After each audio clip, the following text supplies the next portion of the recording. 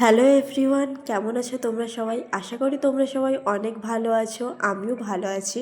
বাড়িতে বিভিন্ন রকমের কাজ হওয়ার ফলে আমি এখনো আমার স্বাভাবিক জীবনে ফিরে আসতে পারিনি, তবে খুব তাড়াতাড়ি চেষ্টা করব তোমাদেরকে রেগুলার ভিডিও দেওয়ার। ছোট থেকেই আমি বেশিরভাগ সময় বাড়ির চার দেওয়ালেই বন্দি ছিলাম, কিন্তু বড় হওয়ার পর আমি আর নিজের জীবনটাকে বিরক্তিকর করতে চাই। আমি সবসময় চেয়েছি আমার জীবনটাকে সুন্দরভাবে এনজয় করব, কিন্তু তেমন কখনো সুযোগ হয়ে ওঠেনি। আজ যেহেতু সুযোগটা হয়েছে, এই জন্য আমি আর এটা হাতছাড়া করতে চাইনি। নিজের জীবনটাকে যতটা সম্ভব পারি উপভোগ করে নেব। আজ 14ই ফেব্রুয়ারি, ভেবেছিলাম আজ মহামায়াতে খেতে যাব। মহামায়াতে গিয়েছিলাম, তবে সেখানে জায়গা ফুল হয়ে গেছে। আর আমি তো খুব একটা বেশি কাকদ্বীপে আসি না, কাকদ্বীপের কোথায় কোথায় রেস্টুরেন্ট আছে তাও জানি না। তাই আমার বান্ধবী দীপান্বিতাকে ফোন করার পর ও বলল কাকদ্বীপের কালী মন্দিরের কাছে একটা রেস্টুরেন্ট আছে, যেই রেস্টুরেন্টের নাম পেটুক। আমরা মূলত সেখানেই খেতে গিয়েছিলাম। সেখানে আমরা অর্ডার করেছিলাম mutton biryani, chilli chicken, fried rice, আর ড্রিঙ্ক হিসেবে নিয়েছিলাম চকলেট, কোল্ড কফি আর ব্লু লেগ। আজ আমরা প্ল্যানিং করেছিলাম যে দুপুরের লাঞ্চটা কাকদ্বীপেই করব, কিন্তু